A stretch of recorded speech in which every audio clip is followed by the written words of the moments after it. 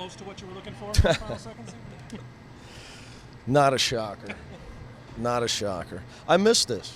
I told the students that when I kept in and out all night, I said, I missed a lot of things last year, but them yelling at me at UConn was something, when it's taken away from you, it was kind of missed it. Just like we missed Coach Calhoun for a little while, but Kevin and I have become such good friends. They just play so hard. We play hard. Tough game to officiate. Comes down to a couple of plays at the end. Really, that's really it. Drew up the last play for Gary. What was your thinking? Well, initially it was for Troy. They got a strip on that. We had to clear it out for him. So then I figured let me get a bigger guy in there. Also, I wanted to use Troy as a decoy going off for the handoff, thinking they'd go for that. And then Gary could go attack the rim. Bigger guy, got a better chance to get it up on the rim with Tay and Jacob rebounding the weak side. Gary made me look really good. That's what happens. No, it was an inbounds play. Oh, it was an inbounds play. It was an inbounds play, off the timeout. How important was it for you to win this game? We've talked about that. But it's just as important it is to win the South Florida game. I mean, I know what you're saying. It's a quality win against a really good team. You're talking about a team that's beat some real teams now. I mean, they play as good a non-league schedule as anybody in the country. You got wins at Texas. You got a win over Georgetown, who's second place in the Big East. They're going to win a lot more games. So it's a big win, but it's not. It loses significance if you lose. You go lose the next one to South Florida. But it was definitely a big win. I'm just happy for my kids right now. Your second half defense, you're on the 28. Yeah, 21 points. Well, in the first half, we lost Sterling 3 times. You just can't. They got one guy that's shooting a good percentage from 3, and we lost him 3 times in a row. It's bad enough to lose him once. That, and we got them getting transition way too much. I told the guys at halftime, we'll win the game if we don't let Sterling catch and shoot, and we get back in transition. We got enough talent. We'll score enough to win. That was my message to him. What happened to Chef Thomas's ankle there? Ankle and foot, we're not sure. He had a bad foot in high school, and so he turned his ankle and his foot. So we got X-ray when we get home. So I don't even know.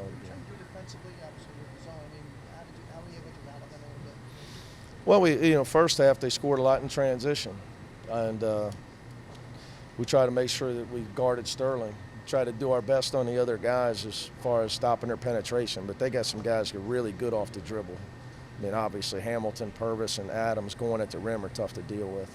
So they hurt us a little bit, but the key was second half was stopping their transition and not letting Sterling shoot. Dominated the boards for most of the night, but are you kind of holding your breath in the last seconds? They get 3 shots at it, one and another and another. Yeah, I mean, you knew when they threw it up, it was going to be an all-out scrum for the ball. So, in that case, you just pray that they don't get bailed out by a whistle. There's going to be all kind of pushing and shoving. Tough game to officiate. So, it was like that all night under the basket. When we went in that stretch where we had the lead and lost it, we had the ball at the rim 4 or 5 times, and a lot of stuff went on. We couldn't get it in the basket, so. It was just that kind of night. You guys were able to continue to play good defense despite struggling offensively. That's the key. I mean, I think that's what real teams do. Good programs like Connecticut, when you struggle to score, you keep playing defense. You give yourself a chance to win that way. I think bad teams are front runners. Good teams, they play harder when they're struggling on offense. They play better defense, they rebound, and they step it up. And so. But our guys have really done that all year. We've just caught some tough breaks.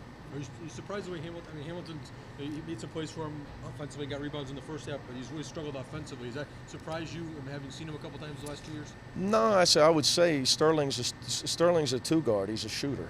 And Daniel Hamilton is playing point guard de facto. He may not dribble it up, but everything they run is for him to play point guard at the top of the key. You guys have watched him all year and make plays for other people.